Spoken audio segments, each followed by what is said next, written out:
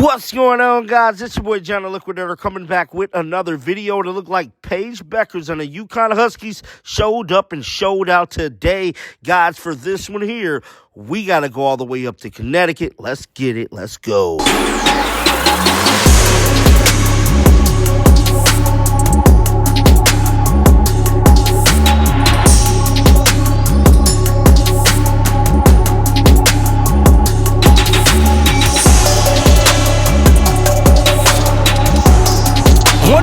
Well, I'm here to tell you, Paige Bueckers definitely got to hurt some get back against the USC Trojans, man. Now, it's unfortunate JUJU wasn't there, but one player that was Paige Bueckers, bro. She had 31 total points in over 40 minutes of play. She showed up and showed out, and I'm telling y'all right now, don't get in the comment section hating because Paige is going #1. I don't know why people keep playing like she ain't about that life. She's a mamba. She's sensational, and I'm here to tell you she's the real deal. The total score was 78-64.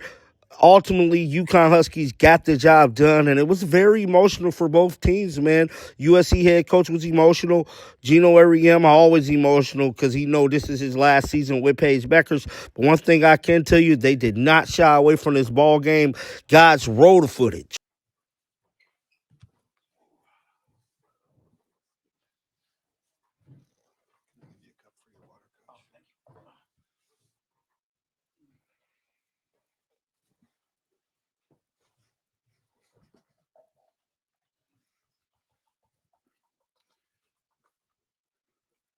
We welcome the Yukon representatives to the stage. Coach Auriemma, Paige Bueckers, Sarah Strong, and Caitlin Chen. We'll go ahead and ask Coach to make a brief opening statement, and then we'll turn it over to questions for Yukon student athletes. Sorry.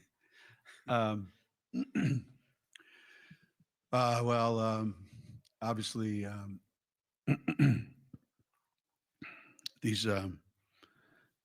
these games are really, really, really hard. There was just so much going on in the game that both teams, I think, had to struggle through. And as we said, there's a way that you win these games, and generally speaking, they are on the backs of one or two particular players that are going to put the team on their backs and get us to the next level, to get us to the Final Four. And obviously Sarah and Paige both did that tonight in their own way. And you couldn't ask any more of them. They both played 40 minutes and they both played their hearts out. But like anything else, somebody else has to step up. And I thought Caitlin was fantastic tonight. Probably more than anything, I'm really proud of her because she left, college, took a chance. I want to go to the Final Four. I want to try to play for a national championship. And I'm glad that we're able to provide the opportunity for her. So these three guys deserve all the credit that you want to give them. And obviously, we will be going home without the three of them. Questions for Yukon student athletes?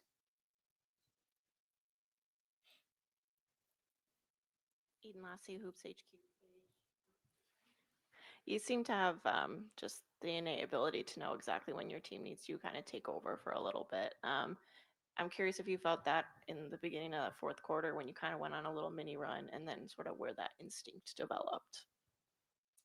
I think just playing a lot of basketball, getting a lot of reps at it, having a great team that has so much confidence in you, a coaching staff that has so much confidence in you and just builds you up so you feel confident in these moments. But none of it would happen without the team and everything that goes into a performance. So just trying to read what the game is calling for, read what we need at that moment, at that time, whether it's passing, rebounding, scoring, just trying to do whatever it takes to win.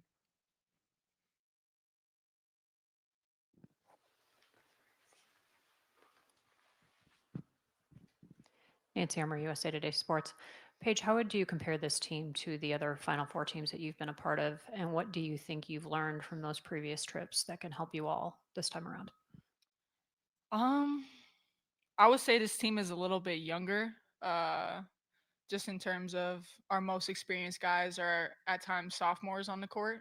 So we're pretty young in that way, but we got a whole lot of heart and a whole lot of toughness about us. And we play together as a team. We're super well connected. I feel like every team that I've played on, we've been super well connected. But just the way we've been through so much adversity as individuals, as a team, and how much it's brought us together, how much it's made us stronger. And what was the second part of your question?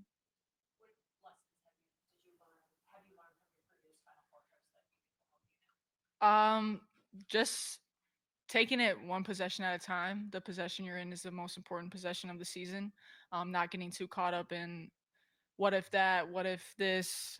Just staying present, staying in the moment, not worrying about the pressures or the stakes, because everybody's dealing with it. Everybody's there to win a national title, and nobody's there on accident. Everybody there is elite and great and there for a reason. So just sticking to being in a moment, staying present, and capitalizing off of everything.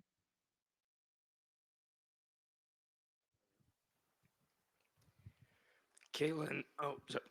Liam Bradford with the Argonaut at the University of Idaho. Caitlin, you kind of stepped into a bigger role defensively in these two games, played a big role as an on-ball defender. How do you feel the team's defense, the pressure specifically on the perimeter, played into your wins against both Oklahoma and tonight?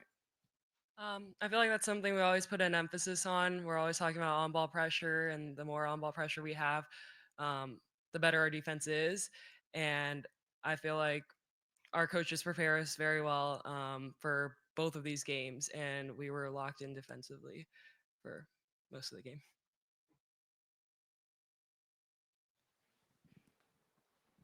Hi, Caitlin. Allison Smith for Forbes.com.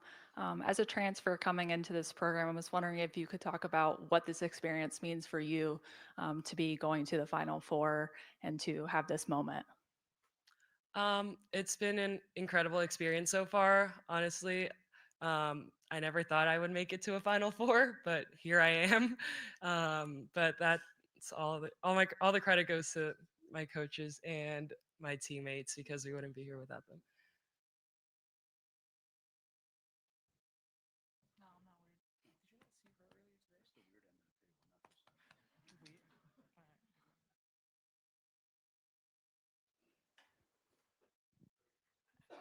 Another one for Caitlin.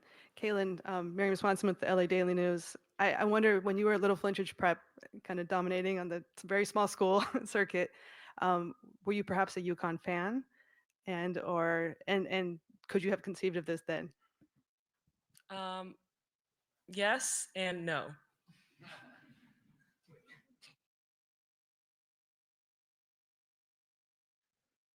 You want to clarify which the yes and which the no? Yes, I was a Yukon fan. I remember watching them play at UCLA sometime in my high school years. But and what was the second question? Could have you pictured being part of this program headed to the Final Four? No.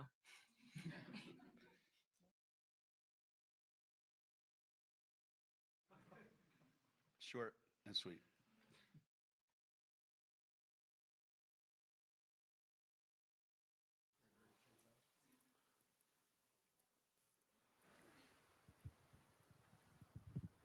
Chantel Jennings with The Athletic. Caitlin and Sarah, I'm curious for the two of you.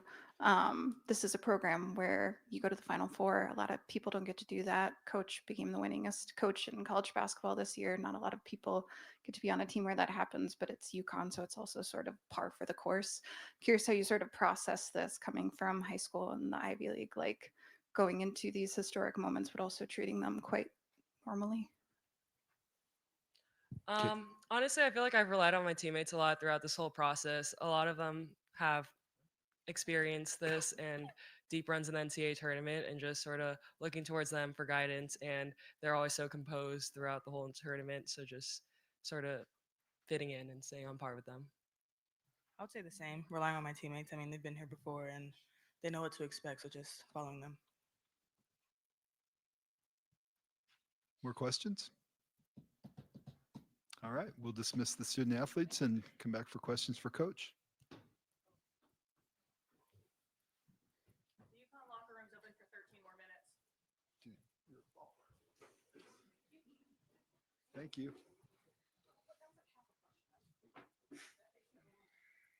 Questions for Coach Auriemma?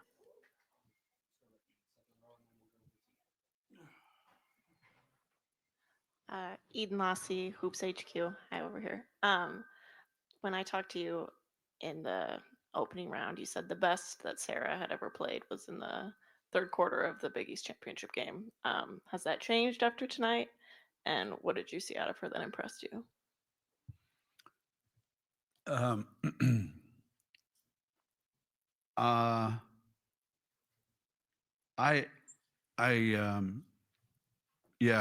thought that stretch in the Big East tournament was pretty special. And it's ironic that, everything she did tonight was pretty special. However, there's there's usually, and I'll include Paige in this too, but not much surprises me. Not much that Sarah does makes me go, wow, I didn't know she could do that. Maybe I'm just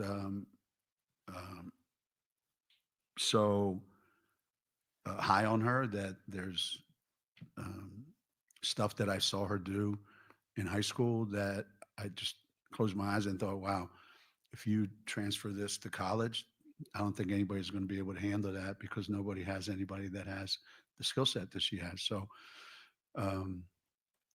we made a concerted effort to get her the ball and get her the ball early tonight. For that reason, we knew it was going to be tough on Paige early on in the game. But Sarah impacts the game in so many ways that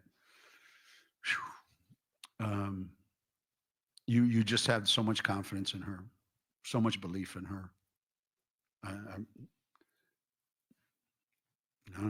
can't explain it. Nancy Armour, USA Today Sports. Geno, I'll ask you the same question that I asked Paige. How do you think this team is different from the other Paige teams that you've taken to the Final Four? And what do you think those runs or those experiences have taught her and your other players who are returning or that can help them this time around? If you if you look at our roster, Paige has missed an entire season and missed an opportunity to go to the Final Four. AZ's missed an entire season and then some, and missed an opportunity to go. Caroline Ducharme, who's on our team, has missed opportunities. Aubrey, with her injuries, has missed opportunities. I really believe that, as Paige said, having gone through all those things and our team having to overcome all those issues as individuals, they had to overcome them. And then as a team, how do we get there with only 5 or 6 players? How do we get there when everybody's got to play 40 minutes? How do we get there, in spite of everything? It has toughened us up a little bit, and it has made us a little stronger individually and collectively, believe in each other a little bit more, maybe. I think the confidence that we have in Paige and Sarah specifically makes everybody on our team feel really, really, really assured that I just have to do my part, and it'll be good enough. But every journey's different. Every team that goes to the Final Four at UConn is different. Every kid's, opportunity is different. They get to write their own unique story. I at some point, I'm just along for the ride because it's really, really on their shoulders that all this happens.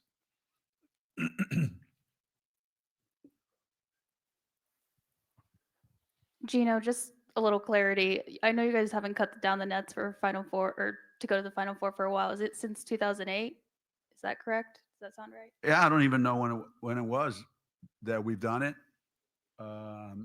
I I don't remember doing it, to be honest with you.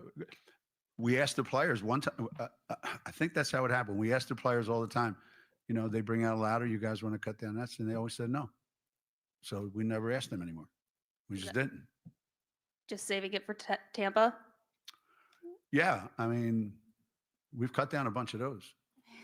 And then 16 of the last 17 NCAA tournaments, you've made it to the Final Four. Just what do you have to say about that impressive run?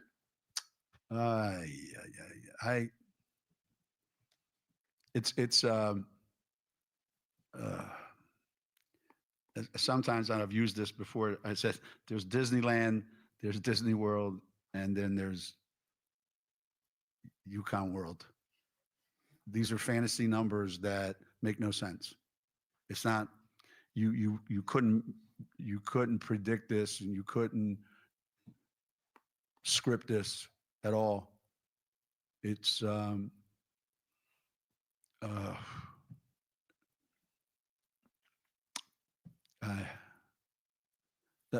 we weren't in the Final Four a couple years ago for the first time since 2008. We weren't in the Final Four. And I went to the men's Final Four, our men's Final Four, and they won a national championship. And I thought, man, this is what I've been missing all those years. It was so much fun. It was unbelievable. No stress, just watching other coaches lose their mind, right? I got to hear what fans say up in the stands, even about the number one team in the country. And I thought, man, people are brutal. And I realized I missed it. I missed the opportunity to compete for a national championship. And when you go all the time, you have to work really hard to make sure you don't get numb to it, that this is what we do. It's so hard to do. Even today, we got up 19 at one time. And people probably thought, oh, we're going to win by 35. It's not supposed to be like that. It's supposed to be hard. This is really, really hard. And I give a lot of credit to USC for what they were able to do, given what they had to endure, with JUJU. It's not easy. I've been there. And I thought some of their kids stepped up and were terrific. Unfortunately, some of that stuff catches up to you because at this point in the year, somebody like JUJU would have been needed to carry them over the hump. Like we have Paige. So I have a lot of respect for their coaching staff and their team, and they could have easily just rolled over when we got up 19, and instead they fought back and I think cut it to 6. That says a lot about them, and and we had to show some grit.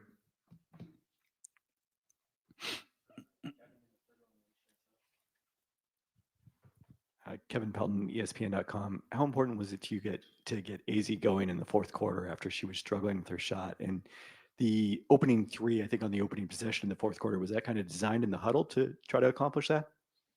Yeah, I was going to be like this. I'm going to give her one more chance, and then that's it. Hell with her. I think you got to believe in your players. You have to kind of feel like at some point, all we need is one of them to go, and then something good can happen. And as I was drawing it up, it dawned on me, maybe you should put Paige in that spot. And I thought, nah, let's give it a shot. Let's see what this could be the one, and that's a big shot by her. That was, after having missed all the other ones, that was a big shot by her, and then another one. And so took a hunch and ran with it. And it was big, really big. We have time for 2 more questions. Chantel Jennings with The Athletic. Geno, Paige was asked the other day where she thinks she stands among your favorite Yukon players, and she said somewhere between 1 and 1,000. I'm just curious, though, over the last 5 years, you guys have spent a lot of time together. Obviously not where does she stand in that ranking for you, but how has she changed you at this point in your career? I think she's thinking very highly of herself if it's 1 and 1,000. I would say maybe somewhere between 5 and 1,000. Because we've had a relationship since she got to Connecticut that is based on I trust her to always do what I trust Paige to do the right thing. Ever since her freshman year, I trust her to always do the right thing. After she's tried all the shit she wants to do, then she'll finally do the right thing. But I trust that she believes in herself so much. She just is the most incredibly positive human being I've ever been around. She always takes the absolute highest view of what can happen. And no matter what anybody points out to her, no matter, like when she was sitting up here, I pointed to her 4 turnovers. I said, what was that? And she immediately went to the next column and she said, look, I got it back though. I got 4 steals. Like that's her mentality is always, this is what I did to help us win. I'm not worried about what the other stuff was. And I've admired that in her forever, that she believes in herself, whether you believe in her or not. And I happen to believe in her, 100,000%. And I feel for her too, because I don't think I've ever coached someone in this generation where they have to deal with this type of scrutiny and pressure that comes from the world that they live in. She's the first one. The other guys were able to kind of navigate it. There was pressure, but not like there is today. So for her to get all the attention she gets, have all the demands on her life, all the expectations in her life, and still be able to deliver. I